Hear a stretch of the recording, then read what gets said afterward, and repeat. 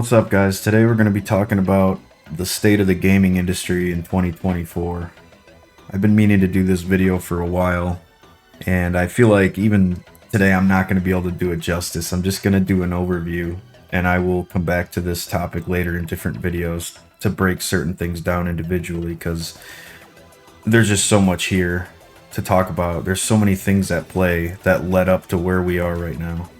I started playing games at a young age. I was probably 4 years old, 3 years old when I got my first system, even though obviously I didn't know what the hell I was doing with it. But I had a Sega Master System with the Shinobi card and the Alex Kidd card. They had little game cards and cartridges on it, if you don't know what a Sega Master System is. Oh, it was so fun. I loved it. Also, at my grandparents' house, they had an Atari. I can't remember which version it was, but I played all kinds of stuff on that thing. Baseball games, this Pitfall, they had everything. My grandma would pick up, because even at that time, we're talking about early 90s, so like 1990, my grandma would pick up like the bargain bin Atari games still when she'd go out to the grocery store, because they just have them on like end caps and things. It was awesome. So I've pretty much grown up with the change in the gaming industry all the way through. I've seen most of the different gaming generations, the console generations, and how they changed, and I was there. Some of them you had to be there, because obviously if you go back and look now, you're just wondering, what the fuck is so cool about that? What's so cool about an N64? It looks like shit, and it does. But it was a product of the time, man. But I'll go into that. But when you went through different console generations, there was definitely not just a jump in graphics. I want to stress that, like, there was clearly a jump in graphics. That was one of the big selling points why you wanted to get the game, and the whole 16-bit, 32-bit, like that whole thing. If you don't know about the bit battles, go back and look at the bit battles. But the graphics definitely looked more colorful, the sprites, everything looked awesome. But a lot of the games I feel like felt different, because at the time, a lot of people used their own engines in a way. They just kind of crafted their own stuff there. So even if a game was garbage, each game usually, for the most part, felt a little different in its own right, because a lot of them were built from the ground up. But there was definitely a selling point for the consoles. When a new console came out, you wanted that console. And also, you had certain genres or certain publishers, like you had sports games, right? So you'd have NHL hockey on Super Nintendo and Sega Genesis. But there was a reason to get a Sega Genesis or a Super Nintendo, because they both had plenty of their own games that you could only play if you got that console. And it wasn't just one game, or like PS5, like 5 games. 3 years in, you got 5 games. That's insanity. That's just insanity. But nevertheless, you have plenty of games to choose from. Different genres of games too. If you like platformers, or you like things like Sonic the Hedgehog, or sports games, different types of sports games on different consoles sometimes. Or when you're talking about going into the N64 and PlayStation era, it's like, I mean, you were only playing GoldenEye on the N64, and that was it. So if you wanted to play GoldenEye, you had to get the N64. Now, like I said, looking back, if you look back now and you weren't there for the GoldenEye time, then you're looking at it like, what the fuck is so cool about this game? It looks terrible. But it was the social aspect, I think, mainly. I remember having many sleepovers with my friends, man. We 4 guys just going at it on the N64, man, because it had 4 controller ports. So you'd go over there and just play GoldenEye all night long. Oh, there would be fights. People would, oh, your screen looking, man. People would build cardboard cutouts to break up the screen. Oh, man, I remember my friends pulling out people's controllers, like getting mad at people for hoarding certain weapons. Like my buddy would always have the rockets. He always had the rockets, man. And then my other buddy always had the DD-44 Destoval or whatever it was, and that was his quote-unquote glass breaking gun. So he would just run around and shoot all the glass. Oh, it was a good time, though. But I think it was mainly because of that type of environment, the sleepovers, or having friends over and playing, just having a good time, laughing, and It was a lot of fun, but there were different reasons to get the other consoles, whether it be a PlayStation or an N64. If you wanted to play, the Final Fantasy VII, you had to have a PlayStation. That was it. But the graphics and the different game engines were worth it, man. I remember I remember when I first got my hands on NFL 2K on the Dreamcast. And I remember I just was sitting there playing it, just blown away by the animations, because it was a huge jump from playing like Madden on the Sega Saturn or something, or even the PlayStation, and then going to the Dreamcast was insane. The football NFL 2K or the 2K sports games on Dreamcast at the time were out of this world. It was crazy, man. It was hard to have everything, though. It was hard to have all the systems. I mean, you're a kid and you have to rely on your parents to get you stuff. So, they'd be like, "Oh, you already have a system." Like, they didn't understand. Why do you want a PlayStation? You already have an N64, and vice versa. But there was reasons to have all of them. There really was. But I would say once we got to Xbox One, PS4, we haven't upgraded in a long time. I think 360 took a pretty good leap in graphics and things from the regular Xbox or a PS3 to a PS2. But it was more just of a graphical kind of an update. Once at about the 360 PS3 era is when everyone just started using the same game engines. So everything started just feeling the same, in my opinion. And that leads into nowadays, like why are all these games feel the same? Why am I playing this game and it feels like Gears of War? Because everybody's using Unreal. Everybody. And then it's funny because people talk about talk about games, Rockstar games like Grand Theft Auto and Red Dead and what's so great about them. And don't get me wrong, there's a lot of great things about those games. But one thing I feel like people never recognize about the games is one of the things that gives you the perception that it's such a great game is you can only play their engine when you play their games. So every time you play a Rockstar game, it feels unique. It feels like their OG thing. And I think that's important. I think companies have completely lost that point. They haven't updated or upgraded game engines in at least 10 years. Look at sports games like Madden on the Frostbite engine. The sports games on the Frostbite engine. Just, ugh.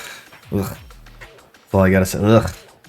But nevertheless, also with the quality of games that came out over the years, I don't think, if you weren't there, it's hard to understand, to put it into perspective.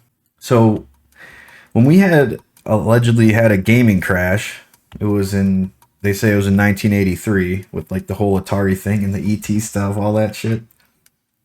But when you look at the list on Wikipedia, the list that people consider the greatest video games of all time, you can see that there's still games on the list from 1984, 1985, 1986. Like the market never crashed or just disappeared and oh no, there's no games at all for a couple years until Nintendo shows up. No. People started going to arcades. It was more fun, and also what I just said about the graphic stuff. I mean, you go play Pitfall on the Atari, and then you walk around and you see Ghosts and Goblins in 1985. You see that machine sitting in the window with all its colors, and your wig was blown back. You're just like, I gotta go in there and play that. I gotta go in there and play that. So there was a lot of that stuff. I mean, 1985, though, Super Mario Brothers comes out. So it's not like it was a long time or anything before Nintendo hit the scene. But yeah, you can go through your 1986 Legend of Zelda. So you're already back to, where you were at. But you got the corporate garbage out of the way, in a sense. You got Atari and all these people, because they were just making games like crazy. Anybody was making a game, and that's exactly where we're at now. Anybody's making a game, and you don't know, you got to sift through all this trash to find maybe a gem. And eventually, like, it's one thing if you're sifting through a garbage can to find a gem in there, but then when someone asks you to sift through a landfill, to find us, you just give up. You're like, fuck that. I'm not sifting through the landfill, dude. It's not worth it. But yeah, you can go through these years and see some of the games that came out on Nintendo and stuff through the 80s. But I particularly want to start at 1990 and go through. Because in 1990, you got The Secret of Monkey Island on PC, which they're still remade. They just remade that game a couple of years ago, I think. Again. So people still like playing that. It's a point and click adventure game, and it is fun. It is fun, and it was way ahead of its time. 1990, the graphics looked awesome for Secret of Monkey Island. And then you had Super Mario World in 1990. Super Mario World was also amazing, riding around on Yoshi and the colorful sprites and just how smooth the gameplay was. I mean, all of you probably know, you probably played Super Mario at one point in your life at this point, regardless of your age. It's just a smooth game, man. It really is. Good replayability. When you hit 1991, we got Another World. We have The First Civilization. So motherfuckers were raking leaves and building a civilization in 1991. I find that funny. I call it raking leaves when the little workers are walking around and they're like brushing stuff on the ground. They're just raking leaves. You had Final Fantasy IV, which you guys can correct me in the comments, but I think that's Final Fantasy II in America. I enjoyed that a lot. You have Legend of Zelda: A Link to the Past. Such a fun game on Super Nintendo. Oh man, had a blast. Had a blast with the Link to the Past. You got Monkey Island 2 in 1991, Sonic the Hedgehog, Super Castlevania 4, and Street Fighter 2, all in 1991. I mean, think about those games now, like hindsight panned out. Street Fighter 2, the fighting people love Street Fighter 2. Super Castlevania 4 explains itself. Fun game, but it's really hard. Not as hard as some of the other ones. Legend of Zelda: Link to the Past. It might be, for me, that might be the best Zelda game. But I can't really say that. I missed a lot of Zelda games in the modern time, so I can't speak on those. Like Wind Waker, I never played Wind Waker. Or Twilight Princess. I think that's what it was called. I never played the GameCube stuff. I never had a GameCube, so I missed out on a lot of GameCube things. But yeah, Legend of Zelda: Link to the Past, Lemmings, Micro Machines, Sonic the Hedgehog. So you had Sonic the Hedgehog hit the scene in 1991. Street Fighter 2 started the fighting genre, kind of. Not started it, but that game in the arcades was insane. Castlevania, you go to 1992. We got Alone in the Dark, which they, I believe, just remade that again. You got Contra 3, Dune 2, Flashback, Indiana Jones and the Fate of Atlantis, Mortal Kombat 1. Mortal Kombat 1. Good times. Great game in the arcade. I used to love going there as a kid.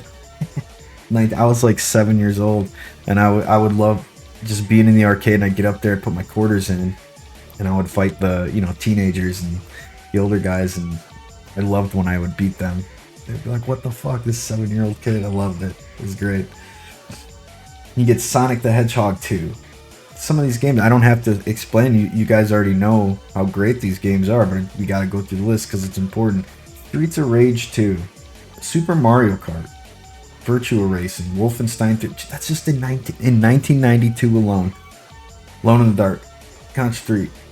Dune 2, Flashback, Indiana Jones and the Fate of Atlantis, Mortal Kombat 1, Sensible Soccer, Sonic the Hedgehog 2, Star Control 2, Streets of Rage 2, Super Mario Kart, Ultima 7, The Black Gate, Virtua Racing, Wolfenstein 3D. In 1 year. Look at all the different genres of games. I mean, you have everything there. If you're a sports guy, you got sports. If you got racing, you got plenty of racing games, arcade, casual, and pro gamer type stuff. Because you got Super Mario Kart, you got Virtual Racing. I mean, just look at that list. That's 1 year. Awesome. That's just 1992. They were getting spoiled. 93. Day of the Tentacle. LucasArts. That was like a point and click adventure game. And it was fun. Doom. I mean, goes without saying. Gunstar Heroes goes without saying. I used to have a blast playing that with my friends. Such a fun game. Legend of Zelda: Link's Awakening. I got a good story for this. In between second and third grade in the summer, right when the summer hit, like a week after we got out of school, I got the chicken pox. And I was stuck inside for a while. I had to miss my baseball games and everything. It sucked. But I remember my grandparents came over and they felt bad for me that I was missing out on my summer. I couldn't hang out with any of my friends, nothing. So they bought me a Game Boy, like the old brick Game Boys, the OG Game Boys. And I don't really think they knew, maybe they did, but the Game Boy came with Link's Awakening. And that's all I had to play. They didn't pick up a game, so I think they saw that there was one that came with it, so they just figured, okay. But that's the only game I needed. I couldn't put that thing down. It was actually kind of a blessing in a way that I had chickenpox, because I enjoyed every second of that, and I had a reason to be sitting around playing the games, because I couldn't do anything, couldn't go outside in the sun, nothing. So I had a blast with that game, and I eventually replayed it a bunch of times.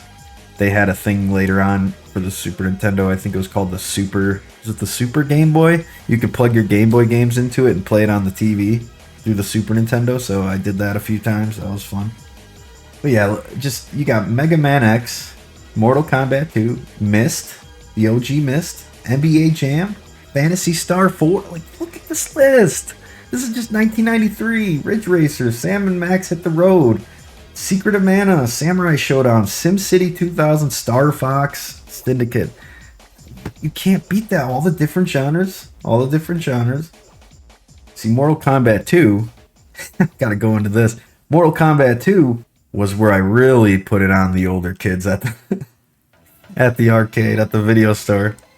Because I had the secret weapon. Back then, nobody had the internet to do this stuff.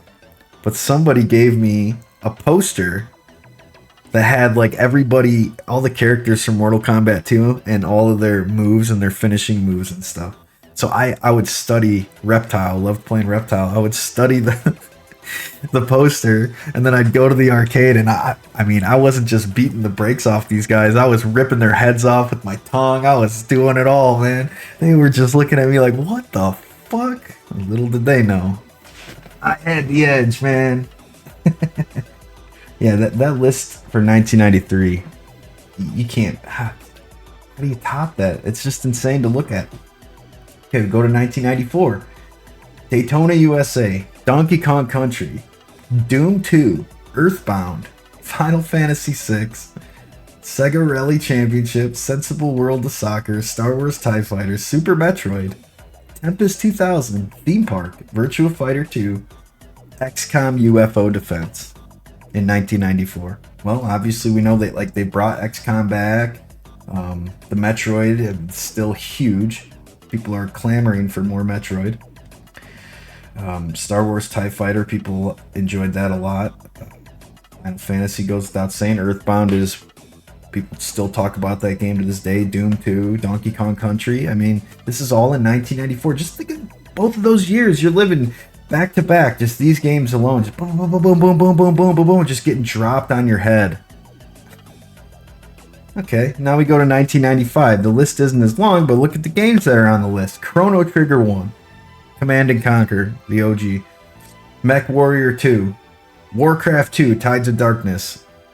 Good game, really good game. Warcraft 2, Tides of Darkness. Wipeout, Worms, Yoshi's Island. Chrono Trigger's a good game, and so is Command & Conquer 1. Warcraft 2, Tides of Darkness is like Command & Conquer, because they didn't change with the whole World of Warcraft stuff until I think after Warcraft 3, I think it was. And you go to 1996, and you have Civilization 2, Command & Conquer Red Alert 1. They just remastered that. Duke Nukem 3D. Mario Kart 64, Parappa the Rapper, Pokemon Red and Blue, the original Pokemon Red and Blue. I can't describe the phenomenon of that. I dropped off of Pokemon after Pokemon Yellow, which was way early in Pokemon. Oh man, when you go to school with your Game Boy and somebody had an actual link cable, because you had to have the link cable to battle somebody with your Game Boy Colors. And when somebody had a link cable, oh, it was so fun. Then you have Quake, Resident Evil, Super Mario 64, Tomb Raider, Wave Race 64, Wipeout in 1996. What a year. What a year. This is the N64 in place. Like, look at this. Resident Evil and Mario Kart 64 and Super Mario 64. Oh, man. Getting Super Mario 64 with my N64, playing that game for hours and hours and hours, trying to find all the stars, going over to my friend's house, trying to help each other beat levels. I remember I had to help my one friend. He couldn't get past the, we had to slide around on the penguins. He kept falling off the cliff. I had to go over there and beat it for him. But yeah, that list is great. Resident Evil, the OG Resident Evil. So cool. That year was really good. 1997, Age of Empires, Castlevania Symphony of the Night, Diablo 1, Fallout 1, Final Fantasy Tactics, Final Fantasy 7, GoldenEye, Gran Turismo, Grand Theft Auto 1, Quake 2, Star Fox, Star Wars Jedi Knight Dark Forces 2, which they just remastered, I believe. Or was it just the first Dark Forces? Tekken 3, Total Annihilation, Ultima Online. That's just in 1997. All of those games. GoldenEye, Diablo, which they're still these IPs are all, a lot of these IPs are still around. Age of Empires, Castlevania, Diablo, Fallout, Grand Theft Auto, Tekken. We're just Tekken 3 came out in 1997. We're still dealing with all these IPs because all of this laid the foundation for those IPs. These people are running on fumes at this point. 1998, Baldur's Gate 1, Crash Bandicoot Warped, Dance Dance Revolution, Fallout 2, Grim Fandango, Half-Life, the first Half-Life, The Legend of Zelda Ocarina of Time, Metal Gear Solid 1, Panzer Dragoon Saga, Resident Evil 2, Soul Calibur, StarCraft, Suikoden 2, Thief the Dark Project, all in 1998. These are for all different platforms. You know, you got PC, you got arcade, you got PlayStation, N64, Sega Saturn even. They're all over the place. You had something to play wherever you were. Whatever you were using. 1999, Age of Empires 2, EverQuest, Homeworld, Planescape Torment, Pokemon Gold and Silver, Quake 3 Arena, Shenmue, Silent Hill, System Shock 2, Unreal Tournament. And they just redid System Shock. I would be surprised if they didn't do System Shock 2 remastered. What a time. 2000, here we go. Now we're going to get into the nitty gritty stuff here. 2000, Baldur's Gate 2, Shadows of Amn, Counter-Strike, Deus Ex, Diablo 2, Jet Set Radio, The Legend of Zelda Majora's Mask, Perfect Dark, Marvel vs. Capcom 2, New Age of Heroes, The Sims, Thief 2 The Metal Age, Tony Hawk's Pro Skater 2, Vagrant Story. Just imagine being on PC that year. Like, what do you play? You come home from work, you come home from school, you got Baldur's Gate 2 staring at you, you got Counter-Strike, the OG Counter-Strike, Deus Ex 1, and Diablo 2. All of them just staring you in the face. What do you play? What the fuck do you play? Oh, that was such a great dilemma to have. Such a great dilemma to have. 2001, Advance Wars, Animal Crossing, Devil May Cry, Final Fantasy X, Gran Turismo 3 A-Spec, Grand Theft Auto 3, Halo Combat Evolved, Ico, Ikaruga, Max Payne, Metal Gear Solid 2 Sons of Liberty, Phoenix Wright Ace Attorney, Rez, Silent Hill 2, Super Smash Bros. Melee, Tony Hawk's Pro Skater 3. Wow. First time Grand Theft Auto enters the 3D realm that year. Grand Theft Auto 3. Nothing beat just running around, bashing people down with the baseball bat in Grand Theft Auto 3.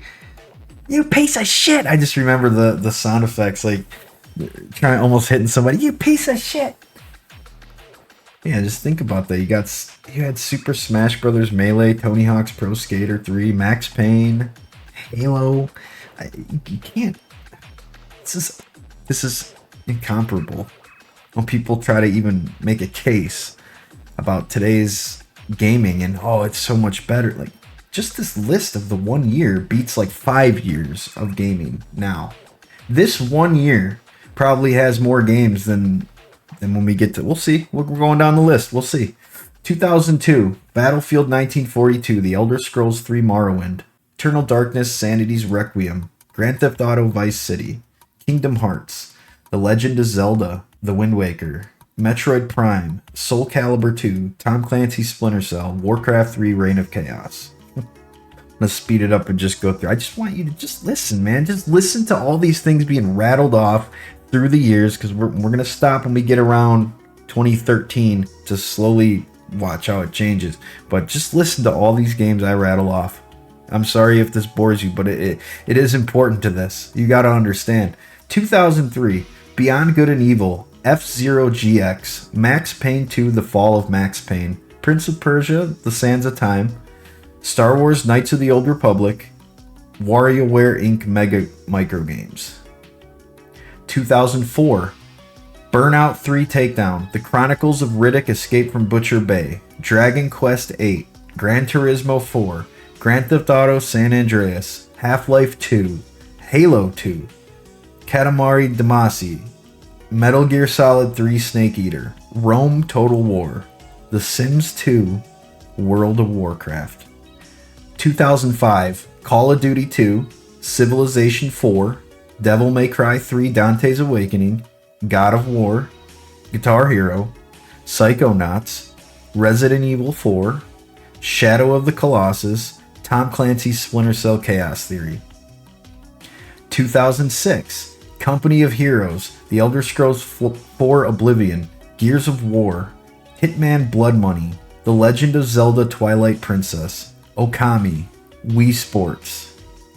2007, BioShock, Call of Duty 4 Modern Warfare, God of War 2, Halo 3, Mass Effect, Peggle, Portal, Rock Band, Super Mario Galaxy, Team Fortress 2, The World Ends With You.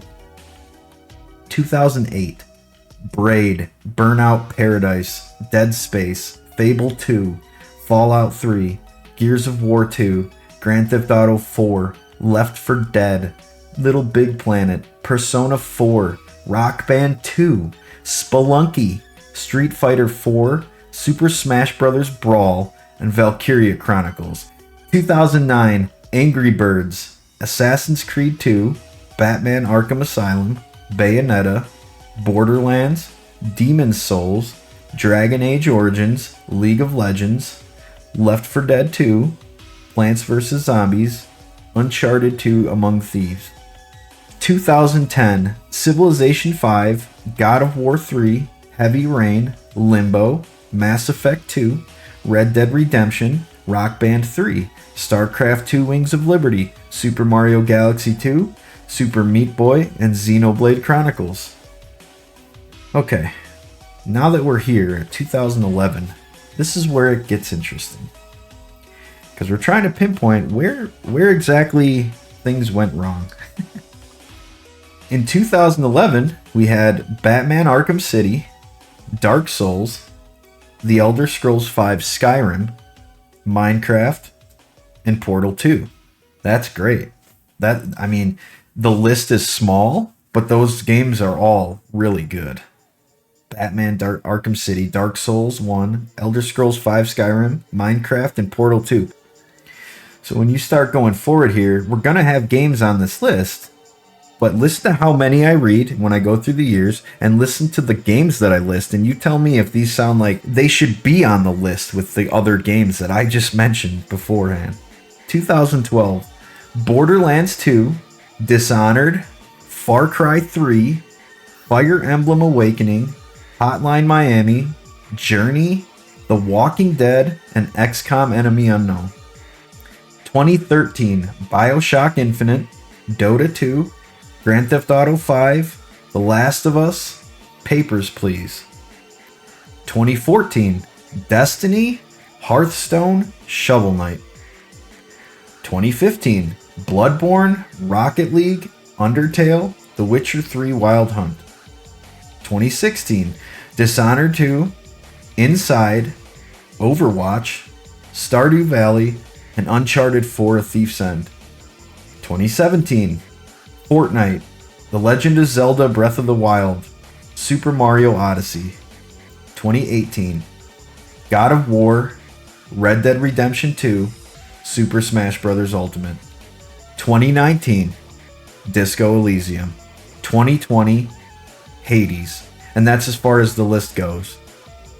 One game in 2019, and it's Disco Elysium, which it's not a bad game. It's just when you're talking about best games of all time, I mean, I don't think it adds up to a lot of the games on the list.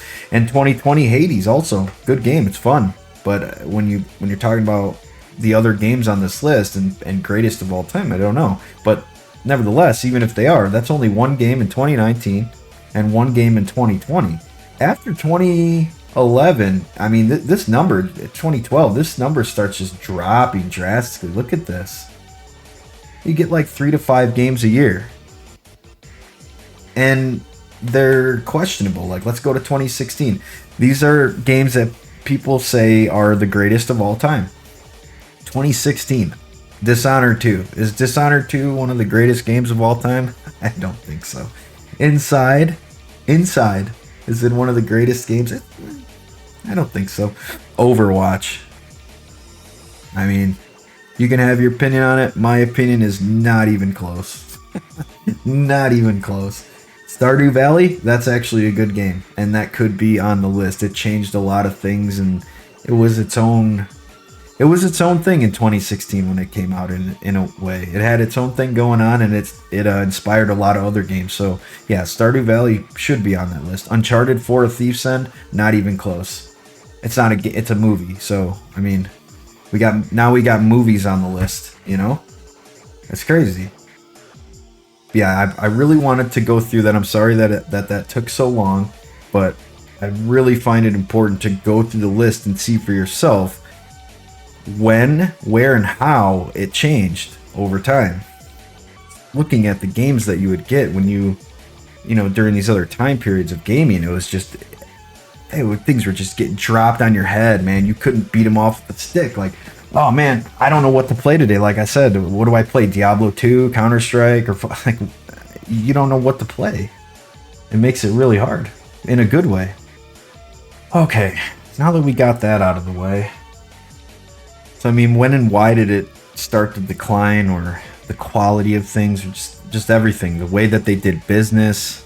I mean, obviously everybody knows about, you know, the Oblivion microtransactions, the horse armor microtransactions, and how that all started with the microtransactions, because that's a huge problem in the games, obviously. But they just progressively got worse over the years. I remember in the sports game world with Madden, I think it was 2013 was the first year they dropped the Ultimate Team garbage, and obviously it was in every one of their games, the soccer game, the football game, and everyone started copying that model. So any sports game that you play has these stupid card things, even to the wrestling game. The wrestling game has packs and cards. WWE 2K, like, oh, you want to play the My Faction mode with the cards and the black? No, I just want to wrestle. I don't want to get cards like, oh, you got a Stone Cold card, but it's just a card, so it's he's only an 81 overall on the card. It's like, but it's Stone Cold, dude. Like, he's got to stomp a mud hole in his ass. Oh, hell yeah. But I'm only an 81, so what the hell? You know what I mean? This is dumb. And I don't like the card stuff, but they started with the microtransaction garbage. It only progressively got worse to the point now where you can't even play some of these games. They love to lie to you and tell you, oh, it's not pay to win. And maybe it starts off that way. Maybe it's just cosmetics, but they love slowly slipping in the pay to win garbage. And it's just slimy, man. You don't even want to get involved with it. When you find out the microtransactions are out of this world in the game, you just know they're funneling you down, down the hole to a certain spot where you're gonna hit a point where you're gonna have to pay for something. It's just the way that it is. Even if you spent $70 on the game already, like a game like NBA 2K, like even if you bought the game full price, oh, you're not going to be able to play that motherfucker until you spend more money. You really can't play the game. I mean, you could play the game, but you can't play the game unless you spend more money. And that's just disgusting. So, I mean, what we should expect for microtransactions going forward here is just more of the same. I mean, it's going to get even worse, actually. I wouldn't be surprised if some people literally start charging you like time to play, or they're going to come up with some really weird things. This industry doesn't get regulated of any kind, and I don't have answers for that. I just know that there's no other industry where you can do some of the things that they do in gaming and get away with it. You can't sell someone a car and sell them just the frame and everything, but no engine, nothing in there, and be like, oh, you know what? It's an early access car. We'll get you the engine later, and you're like, okay, like, all right, it's cool. You're sitting in the car, it's nice, and it's got leather interior and everything's cool, but it literally doesn't. Nothing works. There's nothing underneath the hood. And you're waiting and you're waiting. They told you they'd get it done in like 2 weeks after the launch of the car, and you're waiting. It's a month now. You're calling them. You know, come to find out later, they already got your money, dude. They never gave you the engine. Those people would be sued out of their minds. These people would be out of business immediately. That you couldn't run a business like that. No one would buy your car because it's useless. It doesn't move. It's not a car at that point. It doesn't work. So I just find it insane that they can pull this off in this industry, and everyone's just like, yeah, that's fine. Yep, cool, man. Wow. So yeah, they're just going to get worse until people stop, but I'll get into that in a minute about how that's going to mold into what they're going to do. A big reason for when we look at the list of games and things about why, you know, things change so drastically, number one is the difference of the development teams then and now. A lot of the times the development teams were way smaller back then. I mean, you might have a team of like 12 guys. 12 guys, by the way. Yeah, 12 guys. And they would put out a game that was stupendous. Just great. It was just a fun game to play. No political stuff. No, it was just a game. Just a good game to play. Just enough story to keep you involved. And somewhere down the line, those people started getting weeded out of the industry by diversity hires and things, as we can fully see now. I mean, go watch the the Diablo fireside chats. So they started getting, you know, removed from the industry. People that had their jobs based on merit. I mean, you look at a company like BioWare. Look what happened to BioWare. That's exactly what happened to BioWare. They were one of the first in front of everybody to happen like that. I feel like the main guys just slowly kept leaving, and I could imagine they left because it's just constant workload, and you're the only 4 dudes there that can do the work, and everyone else around you, like, maybe we should make the shoes red. Maybe we should and you're like, what are you talking about? The shoes red. We gotta fucking fix the rain. It looks like shit. Oh, well, when we get to that when we can. We gotta make the clothing. I couldn't. Who would want to work in that environment? I'd get the fuck out of there too. And they probably just chipped off until the last guy was like, I can't take this anymore either, and they leave. And then we're looking at a company, you know, we're sitting there, we're going, oh, it's BioWare. It's not BioWare. Those guys were BioWare. It's just some fucked up Frankenstein company at that point. And that's how all of these companies are. And then once you got the big money investors involved, I mean, that just really destroyed everything. That's what causes the microtransactions, because you actually can't just make a game. They won't let you make a game. They're like, oh, we're not going to release that. Where's the microtransactions at? And you're like, oh, we don't really have them. There's no need. Like, well, we got to find a way. That's what happens with the wrestling game. Oh, we got to find a way. Let's make a card game mode. Fuck that. There's bugs, and my entrance when I come out keeps saying, Sir Heathen, now introducing Sir Heathen, now introducing Sir Heathen, as I'm walking to the ring. Fuck that. Don't fix the bugs. I mean, we got to put this card game in here, man. We got to put this card game in here. That's investors. They don't even play games. And I mean, obviously, like I said, the Diablo fireside chats, the developers at this point don't play their own games. So how are they supposed to know what's good and bad in the game? They don't fucking know what they're doing. Do you think those people at the Diablo fireside chats, do you really think they know how to... Well, you play the game. Did they know how to design a dungeon? No. Nah. And then you get to, you know, these people, now that they've been replaced, the good people have been replaced. The garbage diversity hires, they don't know how to make anything. They're not creative people. So what do? They're remaking all these IPs that we just went over. They're remaking everything. They're on their, what do we have? Assassin's Creed fucking 11 teen. And it just never ends. And nobody wanted it. Oh, well, you always want to play Assassin's Creed Mirage? No, I don't. It's actually worse than your Assassin's Creed games 10 years ago. Why the fuck would I want to play that? So yeah, they've been remaking games for years now. And to some, it's not all bad. Some games could use a graphical uplift. You want to play some of these games and see how they would be in a modern, with the modern graphics and all this stuff, the modern game engines. Because in your head, it sounds like it would be awesome, because if people with merit were working on it, it probably would be. It would literally be a remake of the game. But most of the time, they're not remakes. They're some weird reimaginings of something. And you're just like, why would I play this? I could just go play the old one. Especially if you're on the PC. You just download some graphical mods or whatever, and you're good to go. It just doesn't make any sense. So yeah, they've been remaking games for years now, and they're not going to stop remaking these games until they're dead. Until the IPs are absolutely dead, which they pretty much are, but they won't get the hint until it's way too late. So yeah, for the most part, no original IPs are being made right now because of the remakes. I mean, you have certain things, certain people making original IPs. You have games like Pal World, which can be argued as its original IP, Pokemon. I mean, but it's cool. Like, people like playing it. Helldivers 2, they came out with a good game. It's their own little take on things. I know it has it's like a spin kind of on Starship Troopers, but it is its own little thing there.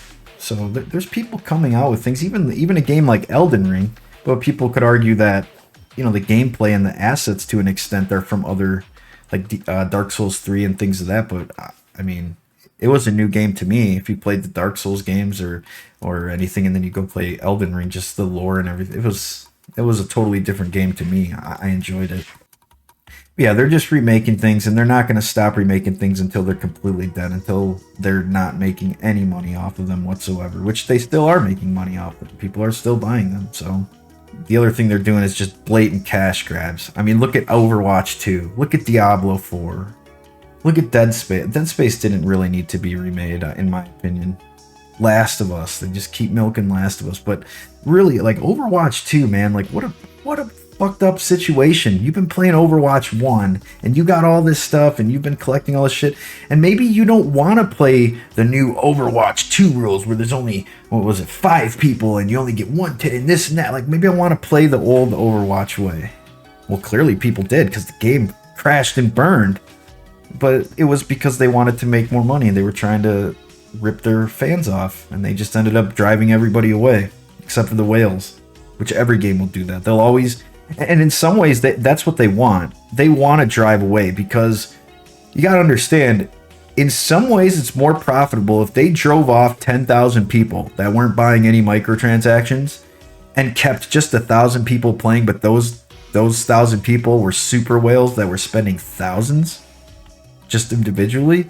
I mean, it actually is more profitable for them to do that. So in some ways, you can understand why they do it, because there's idiots out there that'll spend thousands of dollars on a game of Madden when you look them in the eyes and you go, you understand, like, none of those cards carry over to the next year. And they look you in the eyes and go, yeah. And you just like, holy shit, man. You don't know what to say at that point. Well, one thing that's killing gaming right now, especially in 2024, is online gaming is dying. And it's due, in my opinion, solely to rampant cheating. Maybe not solely. Rampant cheating and metagaming.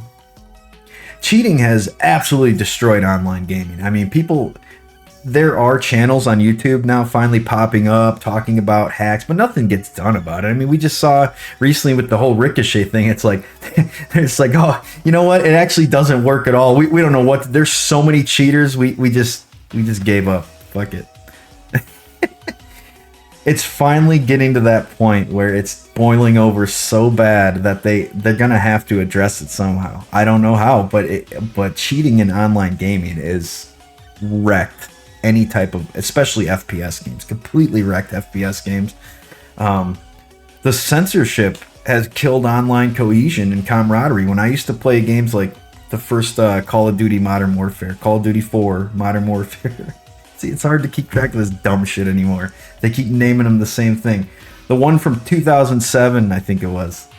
I mean, you would get in a lobby and you would talk to people, you would meet people, you would make friends with people, or you would get what I loved was, so you'd go in a lobby and you'd be in the same lobby for like 3 hours that night on a Friday night, right? And so would a lot of other people in there. And you'd end up getting these like nemesis or arch rivals, like some guy in there, he kept killing you, or you keep killing him. You guys keep going back and forth. He's on the other team. He's talking all this shit. And you guys aren't in there as a party, so a lot of times after the games, they would just rotate teams of people that weren't in there as a party or friends. So maybe you'd eventually play on his team, but you guys would be going back and forth and talking all this shit. And throughout the course of 3 hours, you're laughing. He teabagged you, you teabagged him. Maybe a couple rounds you actually played on the same team and you guys kicked ass, and you end up making a friend by the end of the night. You earn a mutual respect for each other. And in those lobbies, you were able to play with your friends that maybe weren't as skilled as you, because every lobby seemed to kind of play out that way, where you would have, a couple guys on the top of the leaderboards that were, super sweating, but you'd have your one or two super sweats on your team. And then you'd also have your two Timmy No Thumbs, and both teams would. And it would just kind of go back and forth. You'd get a taste of everything. You could kind of learn from the good players in there, and you get killed and see kind of what they do, but also you have people your skill level or even under that you can also get kills from and feel like you're doing something, not just getting destroyed by skill-based matchmaking and never feeling like you get better, even though you've been playing this damn game 5 hours a day for the past 3 fucking months.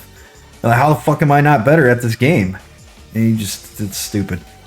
Yeah, you can't even talk to nobody. I mean, you get in a game now and nobody's even talking, and I don't blame them. You can't, because you're gonna get banned for messaging somebody or offending somebody.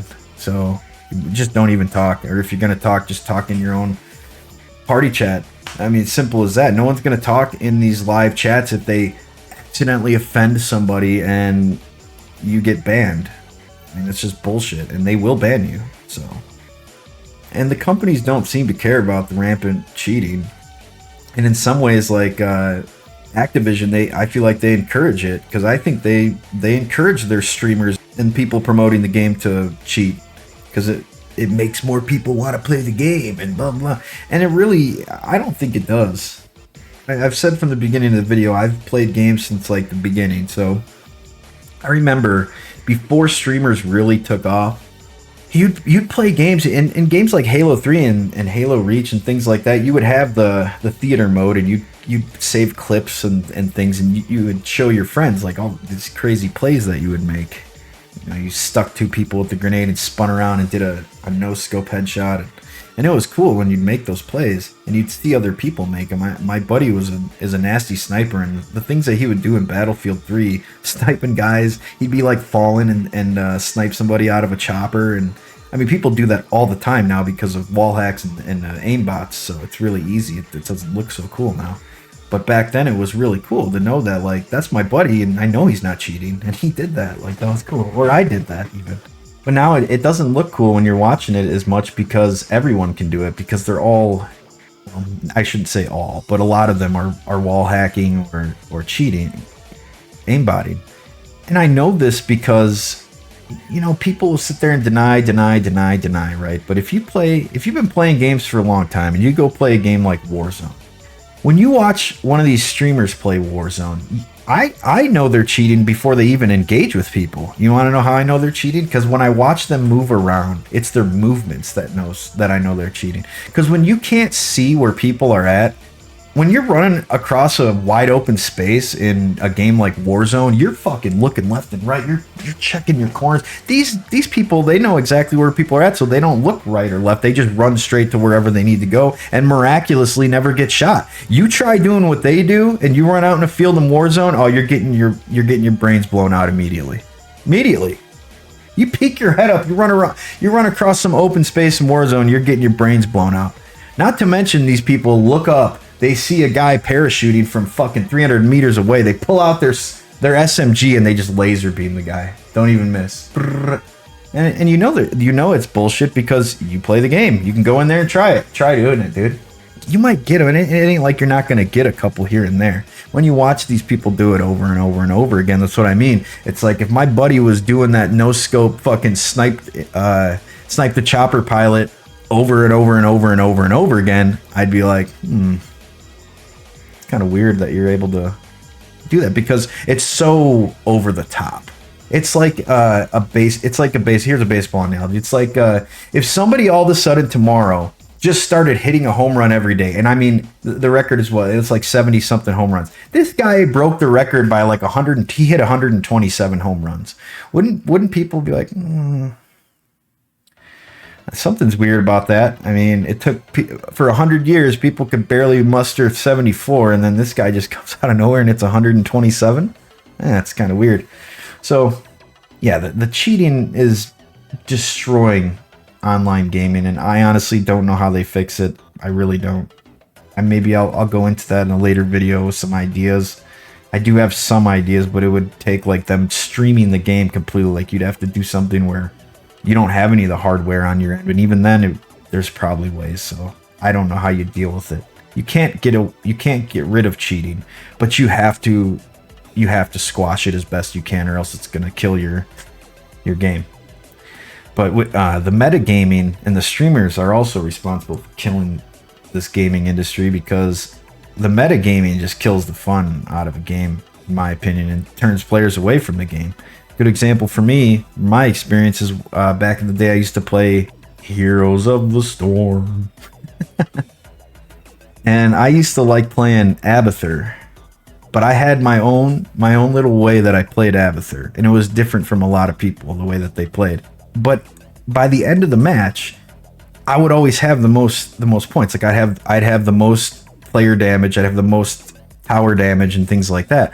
But while I was playing the game, because they couldn't recognize, my own teammates, they couldn't recognize what the fuck I was doing, they would be screaming at me, "Oh, what are you doing? You're playing Abathur wrong. You gotta do this." And I'm like, I'm looking at the numbers. I'm like, dude, I'm fucking destroying you people on the number. Like, what are you talking about? We're killing. But you're sitting back there. You gotta be up here and you gotta do it.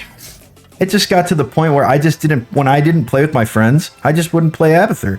And I would actually get less numbers with whatever character I was playing, because I was actually better with Abathur, but I just got sick of hearing these people bitching and moaning. And it would just, if you know, playing these MOBA type games, as soon as things start to go down, when you got a guy on your team or a couple guys that get toxic, it's all downhill from there. I didn't want these people getting toxic just because they see me playing a character.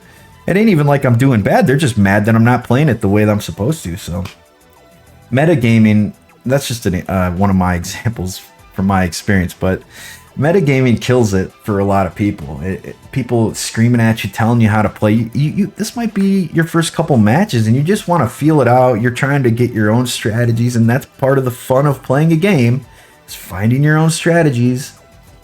Another example, playing Left 4 Dead 1 back in 2009. I had friends that we all played all the time together, and I practiced on certain places how to throw Molotovs like through the top hatches of things so I could kill smokers before they ripped us off the ceiling and things like that. And we came up with our own strategies in that game, man.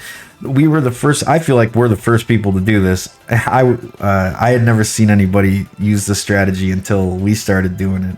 This is way back 2009, but we made the boomer bomb, man. Like we would when we were zombies, we would have a hunter scratch the boomer down to like his last health. One more hit and he blows up. And we would, I think it was on the first level, like the Mercy Hospital. One of the levels, it might not have been the level. One of the levels, you're walking through like a scaffolding area and you got to go around and you risk getting pushed off the edge. You can fall off the edge. We would wait in this room, and as soon as the team would come around, man, he would just walk out, and I would just scratch him, and he would blow all of them right off the cliff. I know that sounds stupid. People probably do that all the time now, but back then, when the game was new and fresh, and I had never seen anybody do that, and we were destroying people with that shit. People didn't know how to handle the boomer bomb, man. It was a good time, but I feel like that gets lost in these new games, creating your own strategies, coming up with things, because everyone always plays the exact same. So even if you have a certain strategy, it forces you to always have to play the same way sometimes, because the people you're playing against all play the same exact way. So depending on what a defense or what things you have to do to counter their stuff, you might have to play the same character every time because they play the same character every time, and you have to do that. And that sucks. That really does. It sucks. And it doesn't help the fact that games nowadays are all balanced, or they're not balanced. They're all power-ups. People have, this guy has this ability, this guy has that ability, blah, blah, blah. It shouldn't be like that. It should be like old school Gears of War 1, where everyone starts with the same fucking weapons. The maps are literally symmetrical, and you want the boom shot, both you guys got to run to the center of the map to get it, or whatever. There's two snipers, there's a boom shot, I just feel like that provides the best gameplay and skill, because it shows who is the best. And it helps with the developers not have to tune all of this stuff. I gotta balance this, I gotta nerf that, I gotta nerf this, I can't stand that. Stop changing the fucking game and let me play it. Let me learn it. It's annoying. I can't be the only one that gets annoyed as shit by that. Them just changing the game, just changing it. Like, I just put it down at this point. Oh, we gotta practice and learn. What the fuck? What for? Why would I waste time learning how to play a certain way when they're just gonna nerf the fucking guy or change the way I play, and I have to do something else in 2 weeks? Fuck that. Dumb. And yeah, the streamers get out in front of everybody and they determine the meta for a game. And then their minions run around and screaming at anyone who doesn't want to play the exact same way. Good examples like with the NBA 2K, like the game's out a day and these guys are already, oh, the best build 2K. Oh, this is your best build, the best build. I mean, and it just keeps going. Everybody's got a best build. This is the best build, the best build. Shut the fuck up. But people literally take that literally. They see that video and they're like, oh, this is the best build. Oh, I gotta make that build. You know how much it costs to make a build in 2K? $100. It's $100 fucking dollars, and God knows how many hours to grind your dumbass from just a 90 to a 99. It ain't worth it. But hey, I gotta make that build because my guy can't shoot the ball. No, the game just sucks. Like, nobody can shoot. But I gotta make that because he's making shots and blah blah. Well, he's got a Titan. He's fucking using the Cronus. But we just don't get it, man. So yeah, the meta shit with the streamers is really killing stuff. In my opinion. All right, sorry guys. I know this video is pretty long. I knew it was going to be long, but I had to get through that list. So I just want to put in here like where I think gaming is headed from here. I just want to throw out that I think AAA studios, especially this year, are going to, well, they're kind of already doing it. The writing's kind of on the wall. You guys can see it, but the studio is going to cut costs and stop making these huge bloated games. They are. They're going to stop. Like a game like Starfield, they're no longer going to spend 8, 9, 10 years to make a fucking game that bombs. And I understand why. Like they have teams. Like when you look at some of these places, you're looking at Bethesda, you're looking at these places, like you got 1,000 people working there. Like how do people get anything done? Well, I think what they're going to do is they're going to cut their staffs down and they're going to start dividing them up into smaller teams. But imagine you spend like $300 million over like 8 years to make a game like Starfield, or maybe even spend more. Look at games like GTA 6, even though they'll probably make their money back. But when you spend that much money, you could have divvied that up and spent like 50 million on each team, and you could have pumped out, 5 to 10 or whatever, however much money you want to spend. But you could put out like 10 games. We'll say you just pump out 10 like little gotcha mobile games with full of microtransactions. Well, even if all like 8 of those games bomb and 2 of them hit, and they hit like a level of like a Genshin Impact or something, well, you just made tons of money. I mean, it was worth it for you to do that. You were going to lose 350 making a game like Starfield anyways, so why not just go that route? You can get it to more people on the mobile game. Less people are going to bitch about, oh, why are all these, well, you outsourced all the coding, so like why is the game so bugged? Why is it bugged? Not as many people are going to bitch because it's a mobile game and it's free and you can just download it. They're definitely going to go to the free-to-play model with massive microtransactions. So yeah, I think they will start just making more mobile-style games with smaller teams. They're going to fire a lot of these useless people. even though there'll still be useless people making these games. But this is all good news for us. This will be very good news for us because we do have indie developers, and we do have guys, like I said earlier about the BioWare guy. Like, we have guys that left those companies, but they went and started other studios that are just now starting to come into fruition, you know, because it takes a while to make the games. So they had to go start a studio, they had to start making games, and it takes a while. We're just now going to start seeing the fruits of their labor.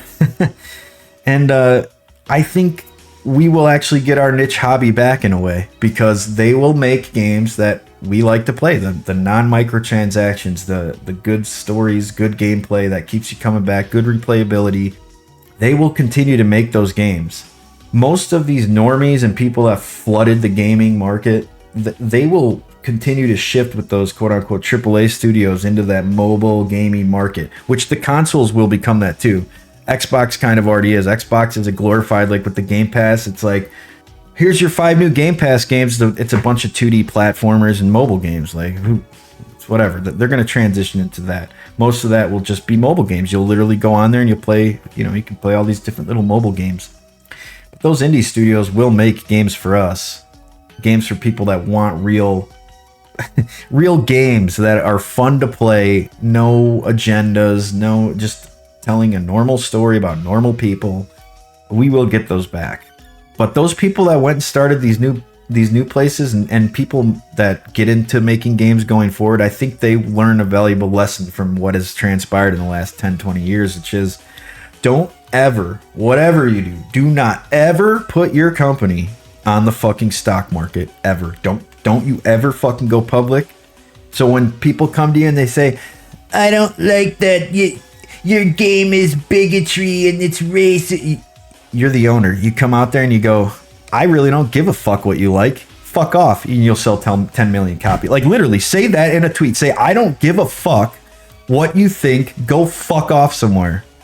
You'll sell 10 million more copies overnight just because you were willing to tell that dumb piece of shit to fuck off. Well, I guess it's not for you. Get the fuck out of here then. Don't like it, then don't play it. Because I'm not making this for you. I just wish more people would be like that, but that's why they can't. It's because they got all these investors. When you have an owner or a couple people that don't have to abide by the stock market and the investors and all that bullshit, they can do whatever they want in that sense. So, and I expect to see more of that as we go forward. Those are the companies that will make money because people will support them when they say stuff like that. I think people will start being bold like that. We'll probably start getting more privately on, like I said, 30-man dev teams again with passion, because they understand you don't need 1,000 people on your team to do something, especially with the technology of today and how, you know, you can not automate, but the tools are so much easier to use now that you can do the work of like 10 people with one using like AI type stuff. So they don't need all those people. They will keep the niche gaming hobby alive, just like we looked at in between when the gaming crash happened in '83, and there was a couple years, even though there were still games coming out. That'll still happen. These people will move, the AAAs will move towards doing this gacha mobile stuff, and these guys will get left behind just doing their own thing on the down low because they won't be as profitable, so people won't think it's that crazy, even though games like Pal World and Helldivers, you know, you can't hide it forever, because when you sell 1 million copies or you're that popular, people just like, oh, why? Well, because the game is good. It's fun. And I think the industry, you know, as a whole, saying all that, it means it'll basically crash without crashing, kind of like '83 in that sense. It's not.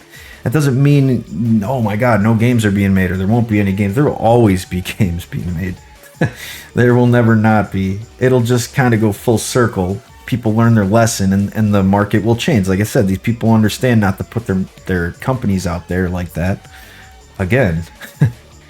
But I think in the long run, we will get our niche hobby back from the diversity maniacs. They will crash and burn with these AAA studios, which is awesome. They need to crash and burn. They can't make anything on their own, so nobody wants to play any of these IPs anymore. Nobody wants to play Assassin's Creed or any of these stupid things that have been around for 1 million years.